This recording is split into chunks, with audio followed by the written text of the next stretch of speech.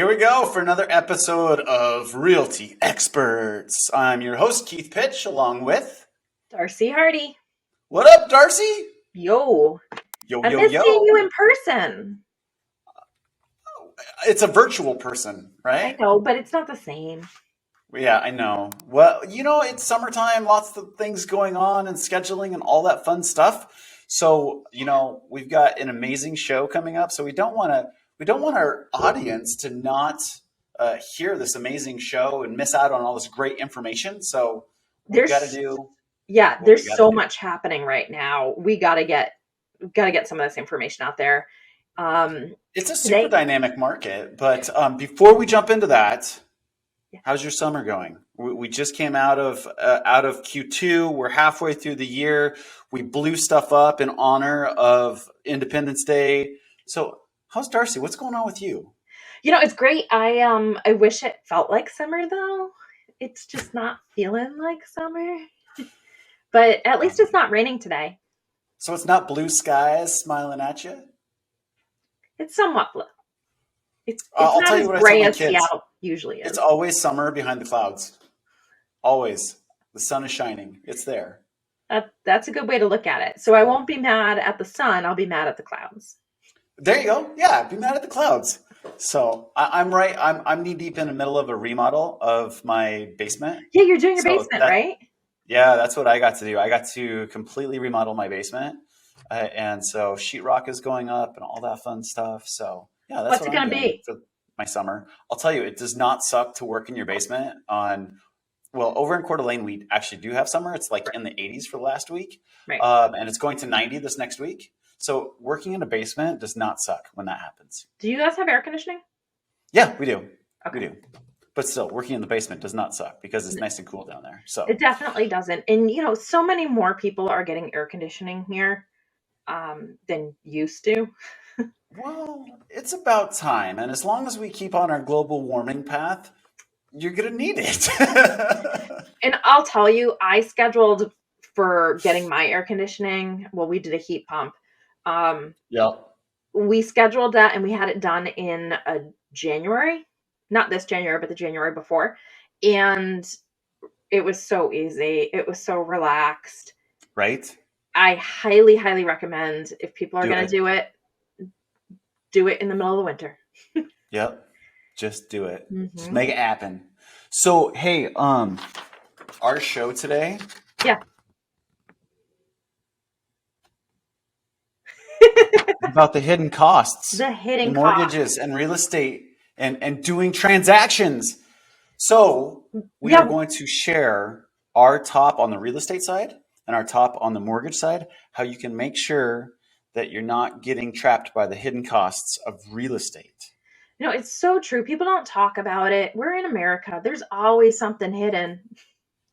Yep. Hidden costs always something hidden. Are there. So we want to just bring light to them and make sure that nothing's a surprise. But before we jump into that, what are the rates doing? Let's rate these rates. Yes, let's rate the rates. Rate the rates. Rate the rates. Wait a minute. What's your shirt say?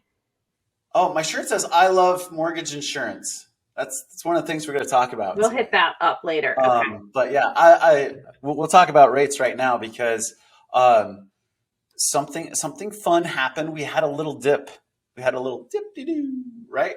So the positive effects of, I know this is going to sound weird, the positive effects of the Fed increasing interest rates has helped out the mortgage market a little bit. So we ticked up there a couple weeks ago. If you guys want to jump over to the Freddie Mac rate survey, you could totally do that. And I'm actually going to bring it up right now.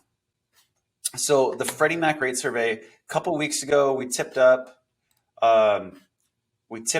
to like 5.81. And the last 2 weeks in a row, we've tipped back down, right? So this is good. Is this the plateau? Is this the peak? I don't know. I have a sneaking suspicion that we're going to tip back up just a little bit until we actually get the definition of a recession publicized by the powers to be, and we go from there. But in the meantime, we've got a little bit of a reprieve on the rate front, which is awesome. still, I'm going to be very, very blunt with this one. Under 6% is still an amazing rate, you Oh guys. yeah. It's amazing. So just wanted to share that with you. We have ticked back down. I think we might tick back up just a little bit and kind of, we're going to flounder right against this 6% ceiling, I feel, for the rest of the summer until we actually get a formal announcement that we are in a recession. Once that happens, I have some recession news for you. I've mentioned this the other shows, the last two shows, I think. Recessions are good for mortgage interest rates. Recessions are good for mortgage interest rates. So I wanted to quantify this really quick. The 1974 recession saw a decrease in interest rates of 1.22. The 1980 recession saw an interest rate decrease of 4.1. The 81 recession, we had back-to-back recessions. Yeah, fiscal policy was very fun at that point. Yeah. We saw a 4.76% reduction in interest rates. I don't think we're going to get a 4.76 reduction in interest rates. I'm just going to go out there and say that. That's a quality prediction. Quality prediction. At the time of 81, interest rates peaked out at 18%. So we saw them come down by like 20%, which was pretty spectacular. Jumping forward to the most significant recent downturn that was not pandemic related, which was 2008, we saw a decrease of interest rates of 1.72, right? So in 2008, we jumped into that recession at interest rates at 6.63%, very similar to today, right? And as we exited that recession, we exited at 4.91. So I think it's really, really interesting. Super interesting to talk about this. Yeah. So here we go. So rates last time, like 2006, people were like, oh my gosh, buy a house now. Well, the rates are amazing. We're now at that exact same level and people are like, whoa, rates are too high to buy. Right, exactly. And it gets back to our recency bias. I mean, we've just been super spoiled. We've been having ice cream and cake every night for the last 3 years when it comes to rates. So now we get to come back to reality. And it's played out in the market. Inventory is definitely sitting around a little bit longer. People are getting acclimated. And that's what I keep telling everybody, all my buyers right now. And I will say I've seen definitely a tick up of buyers at the end of June, right after 4th of July here this week. I think I've had 6 buyer consultations this week. And people are like, rates are what they are. I need to buy a house. So, yeah. So there you are. Rate the rates. We got a little bit of a reprieve. But the big reprieve, in my opinion, will be in the middle of the recession to the end of the recession as we're coming out of said recession. So still a great time to buy. Yeah. I'd say inventory is ticking up like we said it was going to. So really good time to buy. It's not a bad time to sell either because it still is a bit of a seller's market. You just have to be wise as far as what your goals are. Yeah. That's the important thing. People always ask me, should I buy? Should I sell? I can't give you a yes or no. I need to ask what your intentions are. If you're doing it for a short term, your intentions are very different and the result's going to be different than if you're looking for a long term. Right. So that's a very, very key piece in this. Huge, important piece. I love that you say that. Let me ask you a question, and I don't know if it is if it's reality or not. What I am seeing in some markets, particularly here in Coeur d'Alene, is that the stuff that came on at the beginning of June is still sitting, but the stuff that's coming on right now that's properly priced is actually going. Are you seeing that in Seattle right now? I don't think we're quite there yet. Part of it is last week was a holiday week, right? America. Or this week, I guess it's yeah, it's still this week. So what a crazy thing. Half the people were gone last week and half the people that I'm working with are gone this week. It's like, which side of 4th of July did you want to take off? But which did you take off, Darcy? I was supposed to take off a day. Oh, what? I'm taking off next week. No, Awesome. actually, it's 2 weeks. It's anyways. Okay, but the point of the holiday and why I said the wrong week is because people tend not to put many houses on the market the first Yeah. week, whatever the week before the 4th of July weekend, Gotcha. right? Because people are either partying, going away, whatever it might be.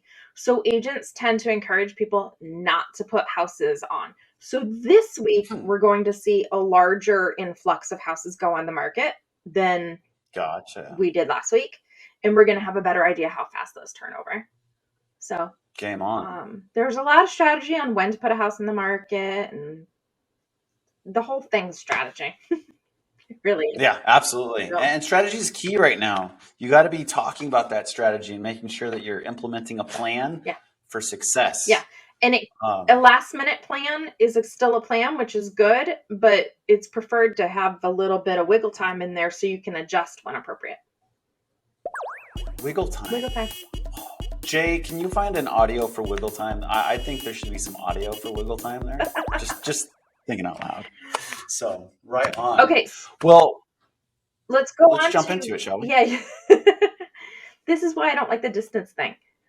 Okay. Hidden costs. Well, what's in your mortgage payment? It's amazing to me how many people have no idea what's in their mortgage payment, and that their mortgage payment can change over time, even with a fixed rate. So, What? Mr. Mortgage Man, Money Man, talk to me about what is in a mortgage.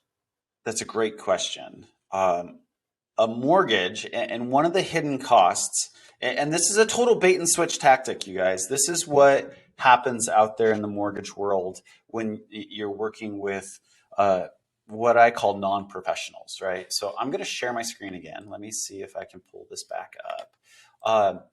So in a mortgage, the mortgage includes your principal and interest, which is the mortgage side of it, right? Right. And then your taxes, your real estate taxes that you pay to the tax man every 6 months, and then your homeowner's insurance, right? So when we go to underwrite your mortgage, we're looking at those three things and saying, hey, does Johnny homeowner or Sally borrower, do they have enough income to pay for these three things? Sometimes if you don't have a huge down payment, you're paying mortgage insurance in there too. And then sometimes you're paying homeowners association dues. So I put together this quick illustration, and it'll be available in the links below. So here we go. We have these elements. We have principal and interest, we have property taxes, and we have hazard insurance. Some cases you have a homeowner's insurance due, and then down here is homeowners association, or mortgage insurance was here. Sorry. But what I wanted to be really clear with, and this is where the kind of bait and switch stuff happens, is when you put down 20%, loan originators that are unscrupulous will go out there and they will leave out the hazard insurance policy, and they will leave out the property taxes in the mortgage payment. So it looks like you're saving this $600 a year or a month. And then somebody that quotes a full payment is now way out in the market from a payment standpoint. And it gets worse. What then happens is they don't disclose prepaid finance charges. The prepaid finance charges are those taxes and homeowners insurance to be included into your mortgage payment. So as you can see, that number is $4,000 different, right? So what happens all too often that I see is clients are out there comparing loan estimates or a mortgage coach illustration like this and saying, hey, wow, Keith, your closing costs are $4,000 more expensive, and your payment is another $600 more than this other guy at whatever.com mortgage company, right? And so that's a creative mortgage company that I just came up with right there. And I asked them, 9 times out of 10, I asked them, I said, hey, would you mind sharing with me what that illustration is, what that quote is that they send you? And 9 times out of 10, they're not including the taxes and insurance in their quote. And when you look at the cash to close on this transaction, you're $4,000 different. And if I were to walk back into this payment and pull out the $455 in taxes and then pull out the $125 for homeowners insurance, now my payment is at $3,800 and they're over here at $3,200. And the problem, here's the problem, is once you get to the closing table, you're like, it's $4,000 more expensive and my mortgage payment is $3,800. And so they just duped you into a bait and switch situation. So definitely make sure that you're watching this. If you're putting down more than 20%, a lot of mortgage professionals out there do this. What you want to be looking at when you're comparing closing costs are right down here in the fee details. You want to look at processing fees, underwriting fees, and origination charges. That is what this specific lender is going to be charging you, the borrower, to be accessing their portal to money, right? Appraisal fees are pretty standard across the industry. Credit reports are pretty standard across the industry. And then escrow fees, title and escrow are going to be dictated by the purchase and sale, right? So regardless who you go with on the mortgage side of the coin, you're always going to be paying these title and escrow fees. So keep that in mind while shopping. So that is a huge, huge one that I wanted to bring out and share with people because we don't know what we don't know. And I unfortunately see way too many things happen at the closing table where people are like, oh my gosh, here we are in the 11th hour and it totally changed. There should be no surprises when it comes to the closing table. When it comes to income, assets, credit, and your down payment. You should know what that looks like when you enter into the transaction. Yeah, I think that's a really important point. Most lenders absolutely require you to pay your homeowner's insurance and your taxes through the mortgage payment. Not all, but Right. most do. Well, it's a requirement if you don't have it's a requirement if you don't have a 20% down payment that you have to have your property taxes and your property taxes and hazard included. Once you get to that 20% mark, most underwriters are pretty flexible. You can include them, you can not include them. It's kind of a choose your own adventure book there. The other thing that happens a lot is you will see them just forget to include the escrow closing and the title insurance policy. And it's like, oh, hey, where'd those go? So definitely check when you're comparing lenders, compare the lender fees. The rest of the stuff is part of the ship, right? You're sailing down this path with this transaction. You're going to go to the escrow company and sign your documents. So you're not going to get around that fee. Not to mention, once you're in the loan, let's say, like your example, your payment's $3,800 this year. Yeah. Well, next year when your house gets assessed at something different, the taxes are going to change based on the voted on levy rate and your assessment. So yeah, and that's a really good point. Because all too often, Darcy, people call me up. They're like, "Hey, Keith, my mortgage payment just changed." And if you get a 30-year fixed, if you get a fixed rate product, so 30-year, 20-year, 15-year, 10-year, right? If you get a fixed mortgage, the mortgage isn't changing. Your homeowner's insurance is changing. Your taxes are changing, right? So your principal and interest should be static if you're on a fixed rate mortgage, period. One other thing that a lot of people don't realize is that taxes are the number one thing to go up, but insurance can go way up, right? And insurance, specifically if you have a claim, can go super up, right? So just keep that in mind. The bad thing about taxes is you can't shop taxes. Insurance, you can shop around, right? So, but never ever hesitate to give me a call or your mortgage professional a call if you have questions about your monthly payment, because we're here to help. That's what we want to do, is bring clarity. Absolutely. And if you're not getting an answer, let me know. I can help you. That's part of our mortgage reviews that we do with our clients. And I'll say, you can fight your assessment for your taxes. You can't do anything about the levy, because that's a voted on thing, Right. right? Like, so you can Right. vote. That's what you can do about the levy. But Yeah. but as far as your assessment, if you think it's wrong, it's not a bad idea to give your realtor a call and ask them to take a look, see if they can justify that amount as of Yep. the date that the assessment is made. So for example, right now, just a few weeks ago, I got in the mail what they're saying my house is worth as of the end of 2021. And that will be what Mm-hmm. my taxes are based on for 2023. Okay. The price for this house in 2021 December, very different than what it looks like right now, 6 months later. Right. Right. So you have Right. to pay attention to that. There's other things that are involved that you have to pay attention to also. It's not just the sales price. There are grades on how well a house was constructed, things like that, that Mm-hmm. really make a big difference too. And your realtor should know about that stuff. So, Yeah, and major physical yeah, defects of the house, right. right?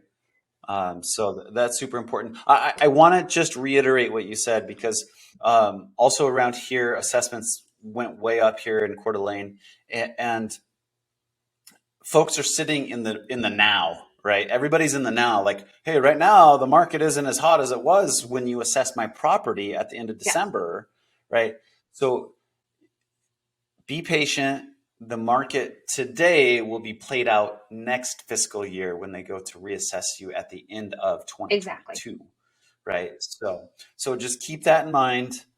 There was a lot of questions that I fielded for my clients as well as for the realtor community out there. I'm like, they're looking at December 31st, 2021. What does the market look like then? And to your point, the market's a little bit It is different. A little bit quite a different, bit different, and there's different ways to value things. So, In Washington, depending on the county, they do things a little bit differently.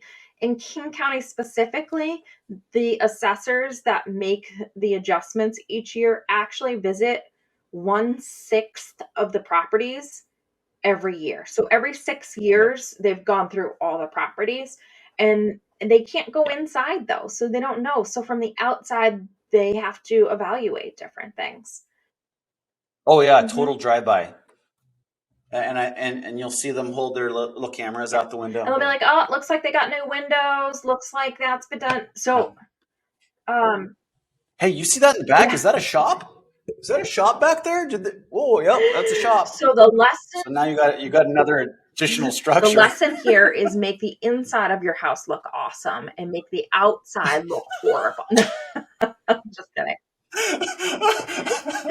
Um, take care of the outside of your house. It is important, not for values, but for structural soundness. Yes, please do. So yeah, that's what's in your mortgage payment. Now let's talk a little bit about the hidden costs when you're buying. When you're buying a You just went house, through a lot of things that are hidden costs on the mortgage side for when you're comparing apples and oranges of different lenders. yep. On my side of things, as the realtor, there's lots of things that I bring up to my clients when we're looking at specific houses because things change depending on what property we're looking at. Okay. Everybody knows that there's Yep. HOAs out there on some properties and not on others. It's true about condos and single family homes. Sometimes condos don't have an HOA that's charging money. Yeah, there you Some, go. most do. Same thing with single family homes. Yep. So that one's a pretty obvious one. One that really catches a lot of people is sewer capacity charges. What's a sewer Right. capacity Next charge? question. Okay, sewer capacity charge. Yeah. In the I'm going to use King County as an example, but it is not just King County because No. part of King County's sewer treatment facility is actually in Snohomish County. I don't know how they did that, but Yep. but they did, and they allow Snohomish County to use that facility for a certain amount, and there's some down in Pierce County also, so it does kind of bleed over. But Are you saying King County is exporting their? yeah, Never mind. Never mind. Okay. anyway, Anyway. so there are a few charges that fold into anything done with the sewer. Okay, so the first one that we're going to talk about is when there's new construction. Okay. Mm-hmm. When a builder builds a home and connects the sewer line to it, there's a massive charge for connecting the sewer line. It's just, it costs what it costs. On top of, Tens of yeah, thousands of dollars absolutely. sometimes. It's extremely expensive per linear square foot to dig up and put the line in, along Yes. with the actual meter. And well, there's no meter on the sewer line because it's just, But Darcy, the new construction builder is just going to roll that into the closing cost, or roll that into the purchase price, well, and yes, on and that pay for part, it, right? yes. However, there's a second charge. And the second charge is Okay. what is referred to as the sewer capacity charge. The sewer capacity charge is something Mm-hmm. that runs with the property until it's paid off. Normally, it's paid off over a 15-year period. Okay. So if you have a place that you're looking at buying, it's now 2022 and it was built in 2010, there's a decent chance it's still going to have a sewer capacity charge on it. It may have been Right. paid off early. You can pay it off early for a discount, and it can be somewhat sizable discount if you pay it off fairly early. Right. Yes, But some of how them many are. people stay in a house for 15 years? Not many. Not many at all. Excuse me. Bless you. Not many people stay in a house for that long. And as we always say, nobody likes to pay for somebody else's. Right. So, Where's the dump button? Boop. Yeah, you can put the emoji up there, Jay. Right. Yeah. So, because of that, since nobody wants to pay for that for somebody else, it oftentimes doesn't get paid off early. It is a monthly charge that when it started off happening years ago, it was pretty low. It was like 20 something bucks a month. And it really depends on the size of the structure. So I'm just thinking of a regular single family home. If it's something that's super big, if it's commercial, if it's super small, they can vary a little bit. There's a tiered rates. But nowadays, over the years, that's gone up, and it's now in the 70s, $74 or something like that per month for the sewer capacity charge. It gets billed out Yep. with your regular bill for most people, so you pay it quarterly. Okay. That is going towards, the funds are going towards the upkeep and the expansion of the system. So as more people are coming on, the cost to hook up is one charge, and that covers a lot, but they have to do a lot of upkeep of the Mm-hmm. system as people hook up also. So that's where the sewer capacity charge is going. Yes, Infrastructure. It's super, super important. It's amazing to me how many people have never ever heard of this before. Even if a house is an older house, I always have my admin, when I'm listing a place, check to see if there's a sewer capacity charge on it. And when I'm not listing a place, when I have a buyer, I'm always asking about that, because it is very possible that that older house got connected to sewer within the last 15 years and there's a sewer capacity charge on it. Well, and let's be honest, older is a relative term. Like, I mean, Seattle, greater Seattle area, we've got 1,800 built houses. Rare. This is the last couple decades Right. type of situation. It's hard knocks to learn that, hey, all of a sudden you're responsible for that. Because the one horror story that I had with the sewer capacity charge, Darcy, it was a newer agent. They didn't understand what the sewer capacity charge was. The box on the purchase and sale was marked buyer to pay, and we were looking at calculating that into the debt to income ratio, right? Oh And they didn't no. qualify with that in their debt to income ratio. So they had to come to the table with almost $8,900 extra in closing to pay for it one time because their debt to income ratio Yeah, so couldn't depending handle on what type of it. market So, it is, you can negotiate on who pays that at closing. So sometimes in more of a buyer's market, you're able to get that seller to pay that off so you don't have that as a monthly. In the market that we've had with a seller's market, there's no way you're getting the seller to pay that. It's just not happening. But your like, agent has to I'm good. understand the boxes there, because it doesn't say sewer capacity charge buyer seller. It talks about assessments, and that covers many things. So there's Yeah. times we'll check off one thing and then put somewhere else, okay, we want the seller to take care of all the other assessments, but buyer will take on the sewer capacity charge. Right? So your agent really has to be smart about how to utilize the contract the right way there. The other, Yep. That yeah, is a it's a really sneaky sneaky one. one. The other category that I see come up is also referred to as assessments. And oftentimes it's HOA assessments, but not always. Occasionally, Right. a jurisdiction can have a local improvement assessment. Let's say they're demanding that everybody in this area get put on sewer.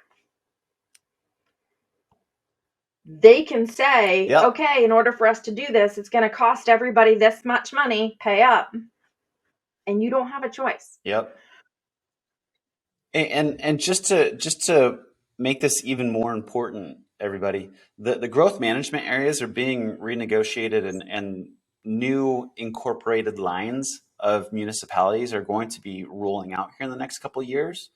And so this is going to be a little more widespread than we've seen, because we've hit the growth management barriers. We say, hey, we can develop up to this area, and then that's it. The rest of it's unincorporated, and Mill Creek, Bothell, Everett, down south, everywhere, right? So as they eminent domain and incorporate those That's areas, not eminent this plays domain. out all the You're time. So no. not eminent domain, just Yeah, as they incorporation. Sorry. annex Yes. and scoop Yeah. those places, That's the word as I they was looking scoop for. those places and Annex. say, up, you're now part of the city. Yep. Oftentimes those places end up becoming part of the sewer system by force. Not always. I technically live in the city, but we are on septic. Our area has not been brought in there. Is it realistic that one day it might? Yeah, it is. So those are some hidden costs that I want to make sure that the buyer is aware of. And frankly, the sewer cap charge is one that the seller should be aware of too, because if your agent is not representing you well, the other agent might swing in and make it so you have to pay that before closing. Check the box. And nobody likes to be told they're getting thousands of dollars less in closing than they expected to be. I'm getting how much? Say Fewer what? dollars? How many fewer dollars? Yeah. Hey, let's. I know we're going to jump into the next one, but I think we'd be remiss if we didn't just touch on condo special assessments. Yeah, that's where I wanted to go really next. quick. So condos. Okay, cool. Whether you love them or hate them, it doesn't make a difference. Okay. Some people really, really like the idea of condos because, yes, they're paying a monthly fee for things, but they don't have to worry about taking care of certain stuff. Other people are managing that for them. Some people are like, no, I don't want to give them my money now. I want to hold on to it. And when I want to hire somebody, I'll hire somebody on my own. So there's many different ways to think about that. However, beyond the regular HOA monthly assessment, so the monthly dues, those are referred to as an assessment. So let's say your monthly dues are $300. Okay. Awesome. That's going into the account and it's taking care of the expenses. But there's some big projects that happen on condos, right? Yeah, Yeah, roofs, roofs, pools, pools, elevators, siding. siding. There's so many different projects Yeah. that need to happen every 20 or 30 years or whatever. And unless the HOA has been very good about collecting the money and putting it into the reserves to make sure they don't need to ask for more money, then there's going to be something Mm-hmm. called an assessment when it's time to do that work. Many Absolutely. HOAs decide, hey, we want to stay on top of this. And therefore, we're going to, instead of charging 12 months of dues, we'll charge 13 months of dues. And every year, that extra payment just goes straight to the reserves. And you don't have to worry about an assessment later on because you're doing a little bit at a time. Yep. There's other HOAs that say, screw this, I'm not going to live here for that long. I don't want to pay it. That's going to be happening in 15 years. I'm Right. not going to be here for that long. Let those people take care of it. And they make the conscious decision to have a lower HOA payment and have an assessment happen later on. What that assessment looks like. Yeah. I will give an exact example from one of my previous listings. They were having fire suppression system issues. They were having issues with their siding and issues with their roofing. All of that together, it was a large complex. It was priced out to be a whole lot of money. This particular unit that I was selling was a unit that was about 1,400 square feet, 2 bedrooms. They had, for the siding and roofing, a $90,000 assessment. And for the fire suppression Wow. system, it was another $20,000 assessment. When that got Django. assessed, they had a choice. You can either pay the whole amount, which is usually a little bit discounted, pay the whole amount up front and done. Your unit doesn't have to worry about it anymore. Or you could go in with the rest of the people in the HOA and the HOA gets a loan to cover it and you make monthly extra HOA payments to help cover that loan. For that particular unit, that meant Yep. an extra, I think it was about $675 a month for Yeah. the next 15 years on top of their HOA dues, which were $550. Okay. That's a significant thing. Now you can Yeah. imagine that's got to be paid somehow. And if they haven't paid Mm-hmm. it off before closing, there's times where that loan payment, the extra 600 and something, can get passed down to the next person. So Right. these are an example of, yeah, that price on that property looks super good for what you're getting. There might be some hidden costs there. Pinch yourself. It's too good to be Oftentimes true is. sometimes, right? Is that the case? Well, I mean, it goes back to the minimum standards that a condo has Yeah. to perform at to be lendable, And in this right? particular example, as So, Keith knows, because we tried to lend on it, you couldn't. It had yeah. it was such to the point that if the HOA did not pass this special assessment, they were not going to be able to get any lending whatsoever in the future. And we Zero. even had to only take a Zero. cash offer because lending couldn't happen at that time. And I think, Yep. go ahead. Yeah. So a condo to stay lendable in the eyes of Fannie Mae and Freddie Mac, they have to be able to pay their monthly bills for like window cleaning and yard maintenance and the electric and what have you, and then put just 10% of their annualized expenses into a reserve account, right? And when you look at the reserve studies, which a condo has to go out and perform a reserve study every 3 years, when you look at these reserve studies, the reserve study will tell you if they're on pace to keep up with the capital expenditures that are coming up or if they're behind pace, right? So there's really two different dynamics playing out here. There's the lendability, and then are they collecting enough money to pay for their fire suppression systems, their repaving of the parking lot, the relining of the pool kind of thing, right? So what can happen in this specific illustration is like the coup de grace of bad things happening. So it's one thing to keep in mind when you're out there shopping, specifically for older vintage condos, that these types of things can I come think up. we've had an amazing example that's an extremely unfortunate example in our recent past. There was that condo condo building in Florida, which collapsed. Complex. And when they went back and looked at everything, they had been told for many, many years, hey, listen, guys, this needs to be addressed. It's structurally an issue. And instead of fixing it, the people that lived there, they probably did not understand what they were being asked to pay for the assessment. But they kept on saying, no, we're not going to pass, because it's a board, so it has to be voted on. No, we're not going to pass making that assessment happen. No, we're not going to do it. No, we're not going to do it. If they didn't understand exactly what they were voting on, I don't blame them. Who wants an extra several $1,000s to pay? But unfortunately, in this case, it ended up causing loss of life. That's not something that we see often, but it is something we see. And that example actually has changed a lot of the rules for lenders when it comes to lending on condo complexes. Super fun. Yeah, we look at them a lot closer nowadays. And frankly, you should. A lot closer. So. All right. Right on, right on. So we have a more common question, Darcy, that we're going to switch to.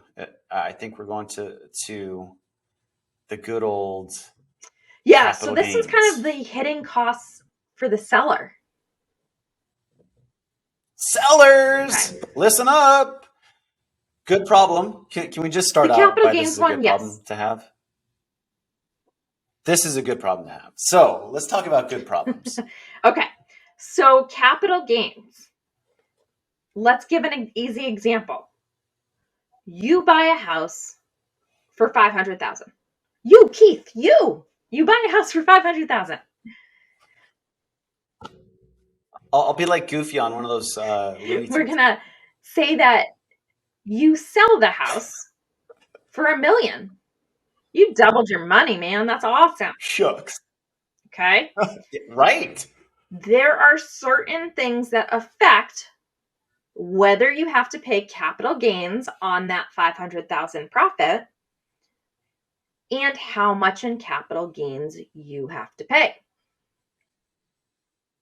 So, the equation for this in simplified form is what you're selling it for minus what you bought it for. That's your profit. Right. Sell minus buy equals profit. Regardless of your mortgage balance. Right? And that's something I get asked all the time. Like, well, we have to pay off the mortgage. Like, doesn't matter. Yes, you have to pay it off, but it does not affect this calculation. Yes, you do. Yes, you do. The other thing is something that can influence it is if you're doing major improvements to the home, you can adjust the base that you bought it at upwards with proof that, oh, we added this addition that was $200,000. So our base is no longer $500,000, it's $700,000, stuff like that. Gets a little bit more complicated. You want to talk to your CPA on this. Okay. But basic numbers, what you're selling it for minus what you bought it for equals your threshold. Is it taxable? So, or is it not? in our example, my next question would be, hey, Keith, have you lived there for 24 months out of the last 60 months? Doesn't have to be continuous. Continuously? 24 months out of the last 60 months. And this is a sticking point for the government. Why? Okay. Yes, I have. I have lived there 24 months of 60. the last, how many did you say? 2 out of the last 60? 5 years. Yes, there you go. But it doesn't have to be 2 continuous. out of the last 5 years. Yes, I have lived in the property 2 of the last 5 years As as your my primary primary residence. So not just weekending.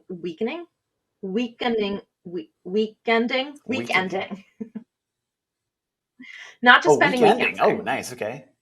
Actually Okay. living in it as That your would be a primary second house. residence, and it's your primary residence on taxes. Okay. If that is the case, Absolutely. right now you have, in my example, $500,000 worth of profits. If you are an individual, not married, the government can give you Single? a $250,000 free pass. So what happens to the other other $250,000? you would be paying capital gains on. If you were a Oh, married yay! couple, that 250 gets Yeah. doubled. You each get it. So 500,000 in profit doesn't get capital gains on it. Okay. So let's change the example up. You buy for 500,000, you sell for 1.2. You've lived in it for 2 out of the last 5 years. You are a married couple. Right. 500,000 of forgiveness. That means 200,000 of profit is going to have capital gains on it. Yeah. Taxable at capital gains. Hey guys. Yeah. I usually don't chime in unless something critical needs to be mentioned. As a former financial planner, I think we need to distinguish short-term capital gains versus long-term capital gains, right? Because that 2-year, in my understanding, again, check with your CPA, but my understanding is that 2-year is whether it qualifies as long-term capital gains versus short-term capital gains, which are paid at 2 different rates. I think you are correct. And as Jay said, absolutely check with your CPA. Yes. Before making any final decisions on which way you want to move forward with your transaction. So we're talking generalizations and the standard carve-outs. Very much so. So you really need to talk to a CPA to find out, in capital gains, whether short-term, long-term capital gains, what it looks like for you and what rate you will be paying for capital gains, because that rate can vary per your taxable income. Okay. Beyond that, you said you've lived there for 2 out of the last 5 years as your primary residence. Let's say you haven't lived there. It's been a rental property. Okay. Yeah. All of it's now up to exposure for capital gains when you sell. However, as an investor, if you are rolling the whole amount into another property for it doesn't even have to be another property. It just has to be another type of investment. Another investment property. It has to be real estate, but it doesn't have to be like a single family home. It could be commercial. It could be like there's many different ways you can go. You can use a 1031 exchange to defer those taxes to sometime in the future. Okay. So capital gains is a conversation that I am having with most of my clients right now. It is a fantastic problem to have. That means you have made a heck of a lot of money on your house. Not a bad thing. Yep. But it also could mean that a decent amount of that money is going to have to go to taxes.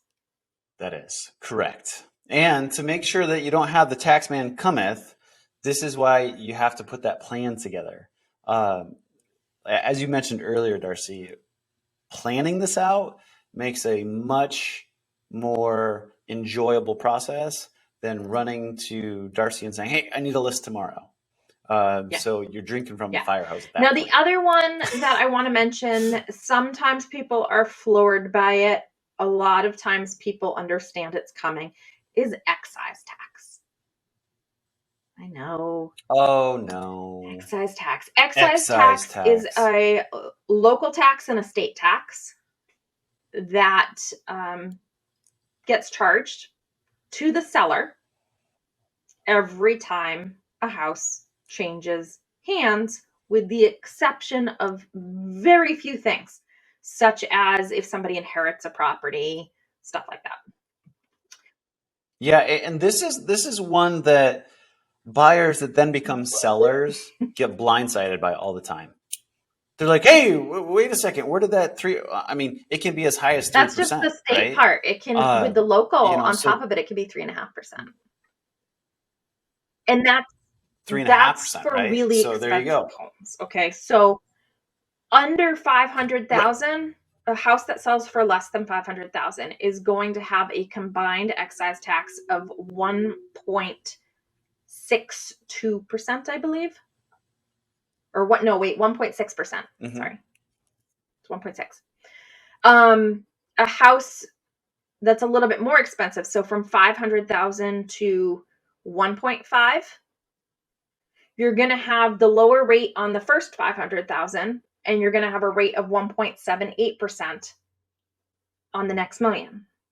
And then it ratchets up until you get to a more expensive, a house over, I think, 3 million, and you're looking at 3.5%. Yeah. Just on the higher amount. Yep. So that can add up.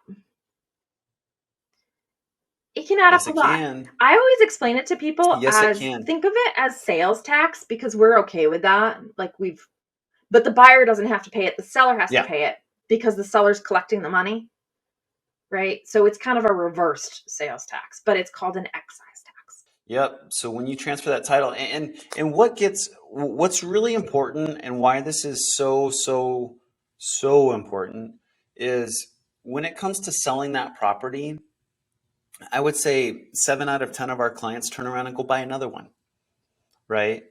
So if you're sitting out there saying, "Hey, I could sell my house for X, and I can take," and all you're doing is looking at the difference between your mortgage balance and the purchase price, and I can take all that money and roll it into my next house, you may be setting your sights on something that may or may not be attainable once you pay the taxes, and once you may or may not be subject to capital gains that you have to take care of. So that's why it's so important to put the plan together, and that we ask these questions so we set you up for success. So very super important. Okay. Yeah. Now I want to talk about your shirt. You want to talk about my shirt? I don't know that I've ever said that to you. The shirt right there. I Heart Mortgage Insurance. Yep. I had these made when I was doing Mortgage from a Treehouse. So I had these made. I think it was my second Mortgage from a Treehouse episode, and it was spurred on by a first-time homebuyer class that I put on, and so hold on, we got to do this right. What is it? Mortgage insurance. Oh, I'm sorry. Is our Mythbuster. Is our Mythbuster today. We are going to jump into mortgage insurance. And Darcy, the myth-busting question that we're going to talk about today is: mortgage insurance is just a big, fat, filthy waste of money. That's what mortgage insurance is. That is something that it's amazing to me how many people, like you say, mortgage insurance, and they're like, "Oh, I don't want to have to pay that," and they get all like, "I have to put I have to put 20% down," or whatever in their perception is, right? Because I cannot pay mortgage insurance. Right. Yeah, mortgage insurance has definitely taken on a life of its own, super and negative. A perception on the street that is 110% incorrect. So Mortgage insurance is not a waste of money. And here's why, my friend. Mortgage insurance, I meant to look this up before the show, has been helping people with less than 20% buy a house. I want to say in way back when, until the 50s or earlier. But mortgage insurance is the tool that allows us mortgage lenders to feel safe and secure leveraging on a house that doesn't have a 20% down payment, right? Back in the day, before the 80s, you couldn't buy a house without 20% down, right? That was it. And that's why our parents are still like, oh, you got to have 20% down. You got to have 20% down. No, you don't. You have to have a little bit down. If you're going Fannie Mae or FHA, that's like 3 or 3.5% down, right? And there's some down payment assistance programs that will allow you to do zero down, and VAs out there. But mortgage insurance is a tool. It's the best tool that you can put in your tool belt if you don't have a 20% down payment. And here's why. The gal that I'm referring to was at one of my first time homebuyer classes, and she wanted to buy a $700,000 house. And she says, I only have 10% down. I said, that's awesome. You can get into a house. You can do it right now. You can take that $70,000 on that $700,000 house, get into a house, and you will be paying mortgage insurance because you're not putting down a full 20. And she looked at me like I called her kid ugly or something. And she's like, oh, I am not going to pay mortgage insurance. And I was like, oh, well, why is that? And she goes, mortgage insurance is a waste of money. And so I played out the math for her. I said, okay, how long is it going to take you to save up that other $70,000? She goes, oh, it's going to take me 2 years to save up the $70,000. I said, okay, so in another 2 years, and keep in mind, this was 2018 when I had this conversation with her. 2 more years, 24 months, you're going to save up that $70,000. Awesome, great.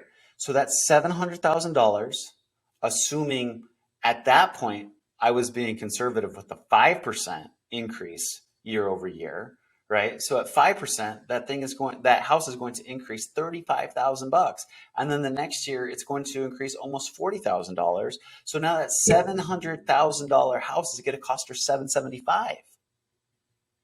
And now we have to have a 20% down payment of $775,000, which means she needs to come up with what is that? Another I should have had the math ready.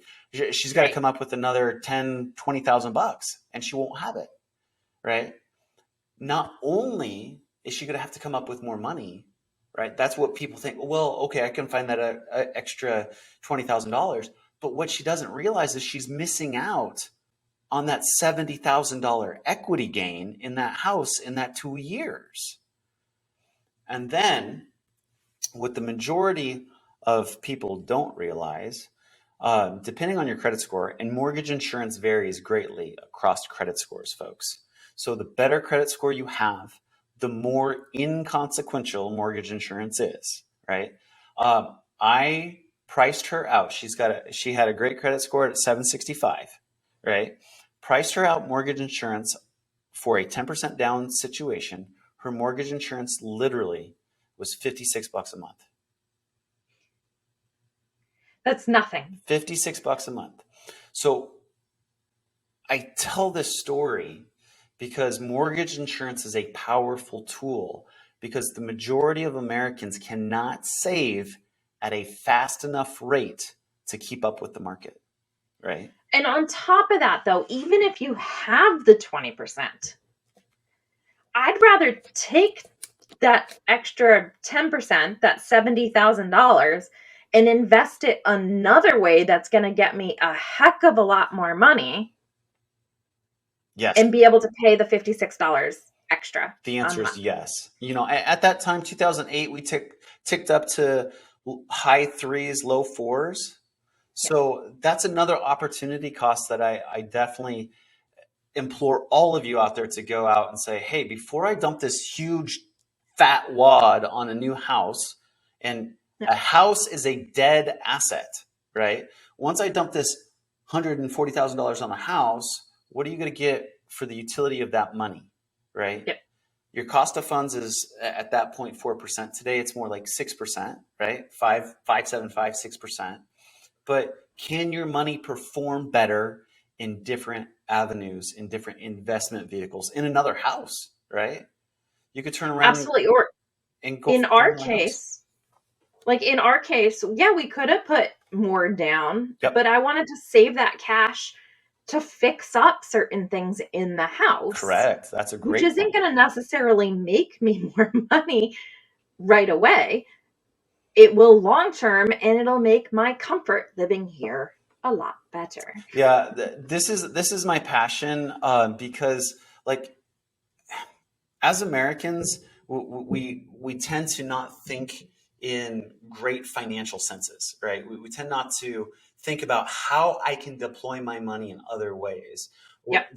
The in my opinion, outdated American dream of pay off your house, pay off your house, pay off your house, although it's morally good, it may not be the best utilization of your capital. So especially with all those folks out there that have hundreds of thousands of dollars worth of equity that they're selling their house and they want to roll into the next one, do me a favor, do Darcy a favor, do everybody a favor, and yourself, most importantly, sit down with your financial planner.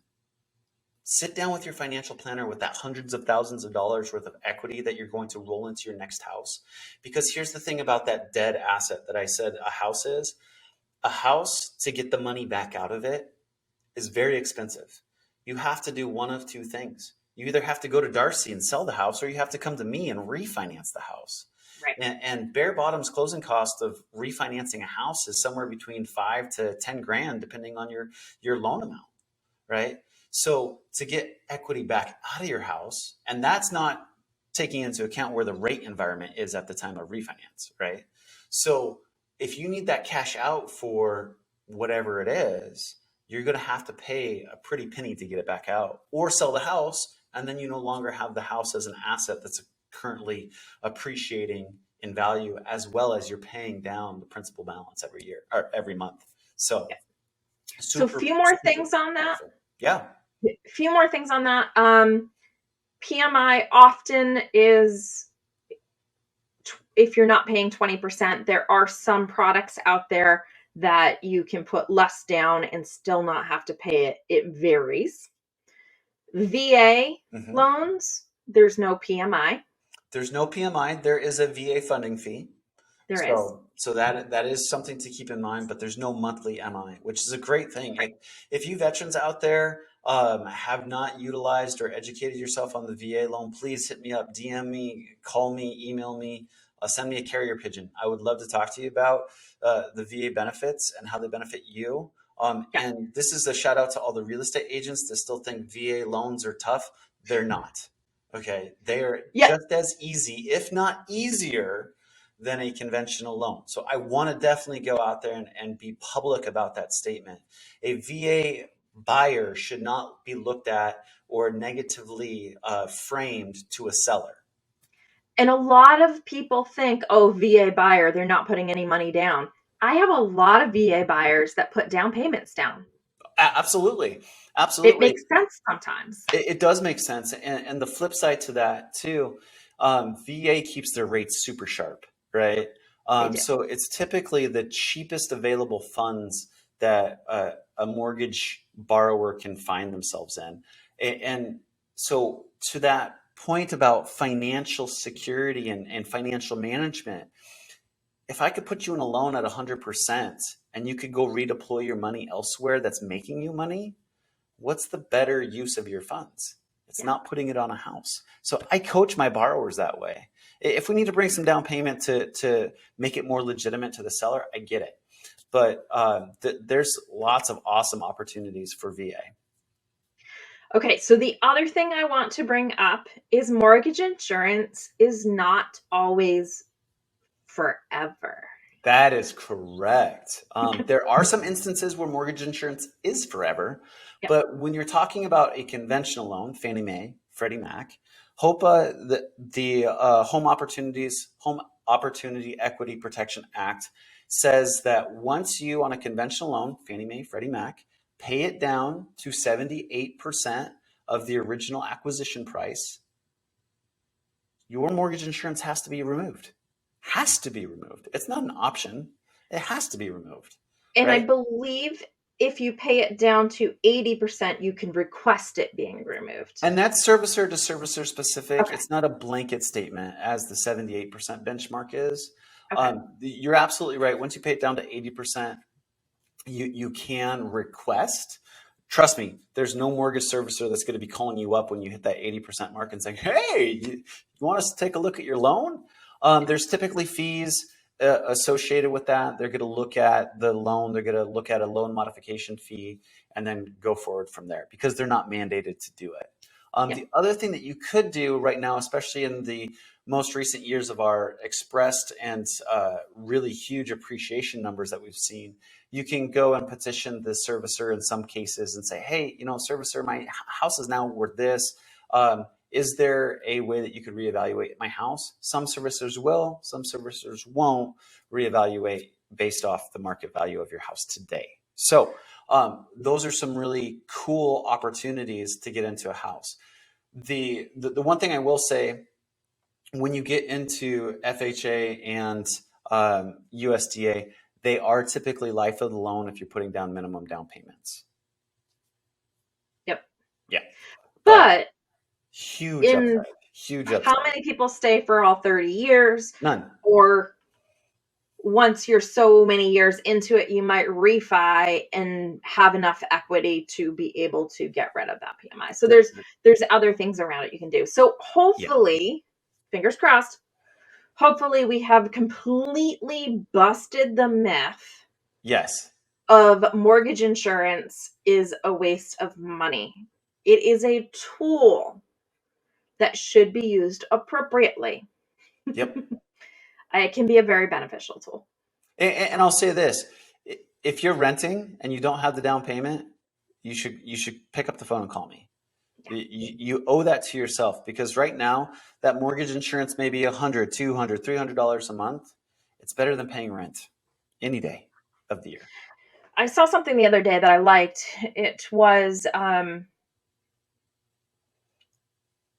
somebody was commenting on how interest rates, interest was a waste of money. Mm-hmm. And somebody else commented, well, your rent is like 100% interest. Yeah. Yep. So, you have to think things through a little bit sometimes. Yep.